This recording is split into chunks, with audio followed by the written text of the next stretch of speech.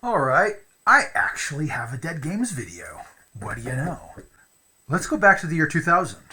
A very special year, actually, since it was the shift of an entire millennium. The Y2K scare was pretty heavy on everyone's mind back then.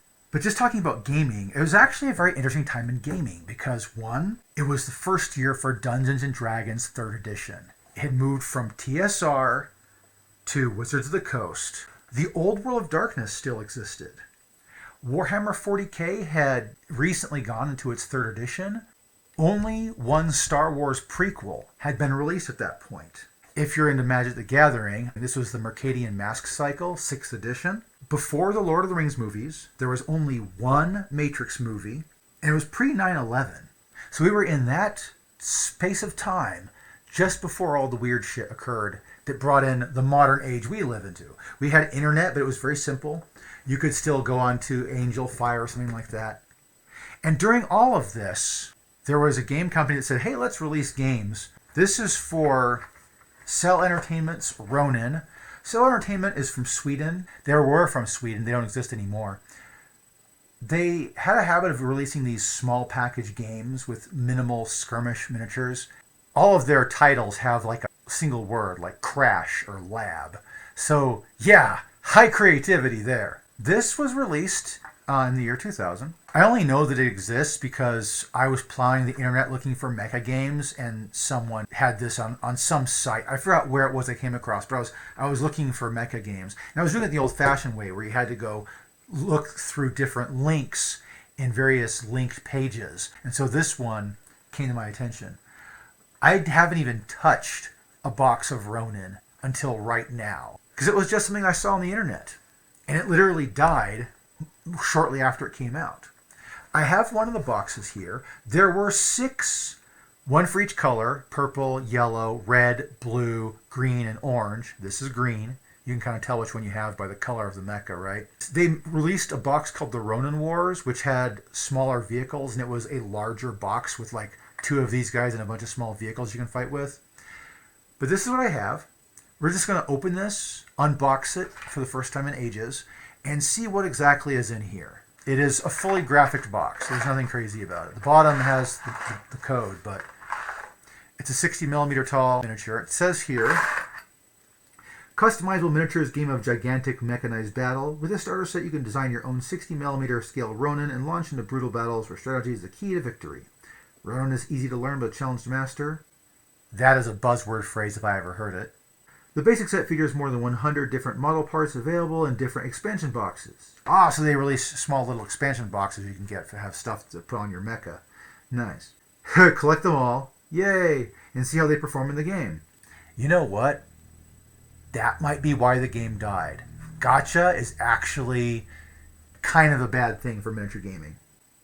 Alright. This was pre-opened, but I think it's supposed to have everything in there. Let's see what's in the box. The box is empty. You have a torn open piece of plastic, a single D6, nope, 2D6. There's a metal rod. I think this is the headpiece. Headpiece, probably an arm or a leg. Similarly, an arm or a leg. This is probably a back. This is a gun of some kind. This is a sword arm like we see on the front cover. I'm pretty sure these are feet. This little stub could be one of many things. Don't know. This is the hip section. I can tell because it's got places for that. The front. So it's got a front. From what I see also, you've got this twisty thing like that. So the hip section goes inside of the torso. So the torso is designed to free spin. In that case, I would make sure you file this down, make sure it fits correctly before you glue it. And I would actually put a little bit of oil inside there to make like a reservoir. Maybe even like glue a small piece of foam in there, put some oil on that. Over the history of the thing, it can slowly leak tiny amounts of really fluid oil and keep it willing to turn. It looks like one of those, like it has a thing that hangs out the back, I'm willing to bet. This is some kind of part with flash on it. Some kind of part with, I don't know what the heck that is. I think it goes on a shoulder or something. This could be a gun. This could be anything else. Don't know. Looks like a double ball joint, really, this thing. Not quite sure. And we got this last piece here. I think this is the over-the-shoulder rocket launcher. So there's an over-shoulder rocket launcher. And there's a triplicate gun. Yeah, you see it's got 3 points. And in here, we've got tiny, tiny metal balls in here. Something tells me that in this one, they had magnets at one point in time. Because all I see are the balls. At this point, I'm not interested in balls. I want to see what their magnets were like. I'm ready to bet their magnets may have been corroded over time. Who knows? So, the book goes like that, RONIN Duels. This should say something in Japanese. Looking at it, I don't recognize anything, really. I'm not really good at kanji at all. I'm just going to flip through here. I haven't even seen this rule book before, so I have no clue what's in here. I mean, cool of them to make it like vertical like this, so you can put it down on the docket while you're reading it like some kind of law thing. Who knows? A round. Check for overheat. Yeah, I heard this game had heat just like Battletech did. Pages are very glossy. Collisions and falling, missiles, game variants. Here we go. How to assemble the RONIN. So those are upper arms, those double ball joints I found, those are upper arms. So I guess you just slap the guns on there and call it good. Oh no, they have these little icons here I'm supposed to read and get stats off of. I hate reading icons. It has each of different parts here and what it does. And they give them like mythological names. Or crazy ones like Tarantula. So in the rule book, you actually get all the parts. So if you go buy an expansion, you don't need to get the rule book separately.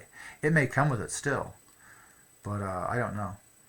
Oh, that thing's called a Wraith. Okay, and that thing's called a Scorpius. So this is the Wraith. You can kind of see it's a Wraith, I guess. And then what is this? I think this is a cloaking device. The green one came with a cloaking device. What do you know? How cool is that? I think, let's get the names at least of what comes in the box, right? This gun here, I recognize that. That's a Dismodus gun, I guess. It looks kind of like a drum-fed 50 cal or something like that. Oh, nice. It's called the Damocles sword. Nice.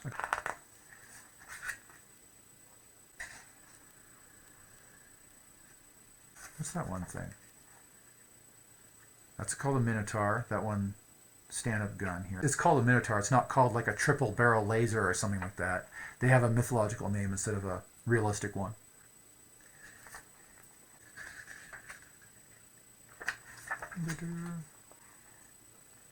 Okay, so you get skill marks as well. Nice. It gives a symbol for each one. Missiles. It has a bunch of types of missiles here. Who knows? Special effects. Okay, so it's got rules for special effects, and it's several pages worth. Yes, that's the entire back of the book. So the last several pages of the book give you all the special rules. And then, let me just look at one of these. What does the Damocles sword do? So the Damocles sword has a sweep attack, and it's compatible with a power pack. That's nice. The Dismodus is compatible with an ammo clip. Shouldn't it be called magazine or something like that? Oh well. Continuous fire, that's nice. So, what do I think of RONIN? I don't know, I just ran across it. I mean, I have interest in Mecha, but there are missing parts to this. Like, the magnets aren't even here. I don't know what size they are or where they're supposed to fit. How they get positioned on the mech. And you have these little tiny steel balls. I mean, I think the idea was you wrap these in like something that looked like flame or smoke or damage, and it would attach to the mecha. You would think if you were making a game with magnets and it had damage, there'd be little plates that magnet on, and you remove the plate to show that it's being destroyed, right? Nowadays we have plastic and 3D printing and resin everywhere, and we have the right idea. If you're going to use magnets in a mecha game, use compatible parts. Allow them so you can swap out stuff. This game where you put magnets on the actual parts, I mean, that's cool and all, but the real awesome sauce, yeah, I can't really tell where. I think that, like, this is a spot for a magnet, I think. With this chest, there's like one on each nipple, kind of. I know nothing about this game, except for it comes from Sweden. It's about Mecha, and that they're doing magnets wrong because big chunky metal parts aren't what you should go with. Actually, I don't know anything about the system. I could read this and have a different video on what is the Ronin system actually like. Actually, let's talk about the rules. Ronin Duels tries to have as little in the way of math as possible, but still play a mecha game. It's one of the primary things they do in this. Just about everything you do is based off of rolling 2d6, or you can roll a d6 or a d3, but generally speaking, it's just based around a single or double d6.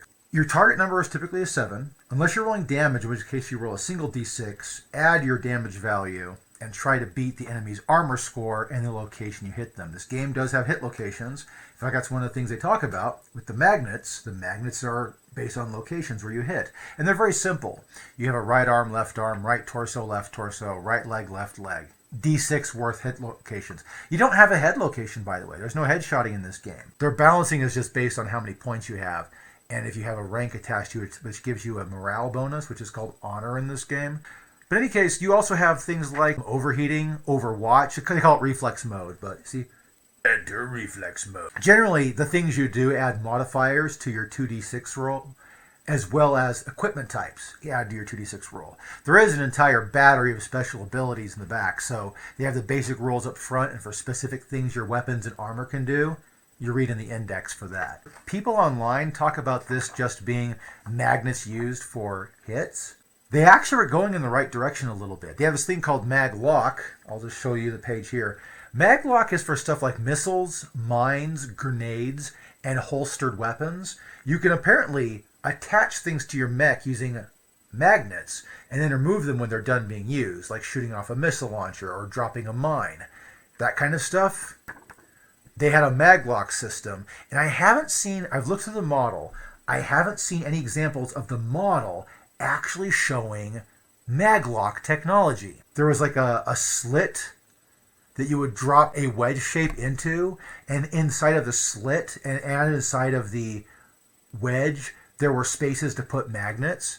If I go to the section in the back where it shows you all the part shapes, for example, look at the siren here. Notice how at the bottom it has like a wedge-like shape to it with those two little notches. I've seen plenty of parts that have that shape to it. That wedge has to fit into something. Looking through for various different parts that had notches that fit the wedge, but I don't see it. With only 6 hit locations, oh, by the way, your weight class determined your movement. So there may have been things that add to your movement, but your basic weight class adds to your movement. Also, each part you have adds weight value. If you add 4 parts that are weight value 12 onto a mech that's already has a weight value of, like, let's say 10, congratulations, you're probably knocked over into the weight 4 category, and you can move only 5 centimeters per movement action. By the way, you can move more than once in this game. Like there's a once, twice, 3 times. Every time you make a movement action, it adds +1 to your heat score. You could technically do as many actions as you want, but the question is, can you pass your heat rolls at the end of the turn, in which case you potentially overheat. They tried to pack as much as they could into the small little rule book, which is why it's got that really fine text for a very small rule book. They have plenty of rules for things like weapons and items. So you don't actually have to have weapon cards or item cards for this game. They're all in the main rule book. I can even explain it really quickly. Yeah, it actually says right here, here's the chart of what everything does. The first icon is the range. The second one is your attack modifier. Then the second one is your damage location that you actually locate the thing on the mech. It provides hard points or takes up hard points, it'll tell you there. How much it weighs, how much it has as far as heat value, and your special effect. Special effects, of course, being listed in the back. They try to have an actual very thorough mecha game in a very small package with this being the actual rules guide for the package. And it's very well thought out, as per Swedish engineering. I think this game would actually sell really well nowadays with 3D printing, because they could, one, use the maglock system to do everything instead of just movable parts. That's another thing right here. It talks about upgrading your models. Well, what do? Break off the old parts and glue on new ones? I think they're talking about that, really, because not everything is capable of using the maglock system. This game was kind of ahead of its time. The Swedish people who made this game should have waited 20 years to release it. This would have been a great game to release in like 2020.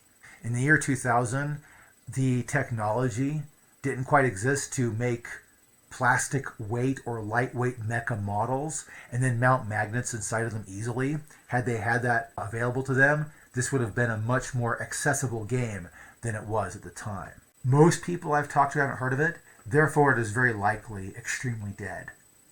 As far as Ronin goes, it's such a dead game, I don't know anybody who plays it. There's probably like a family or a group of friends somewhere, most likely in Sweden, that still has their miniatures and still plays from time to time. But games like this see lunar rotations, like that they come out of the closet maybe once every 2 years or so. Thanks for watching, and hopefully have a great rest of your week.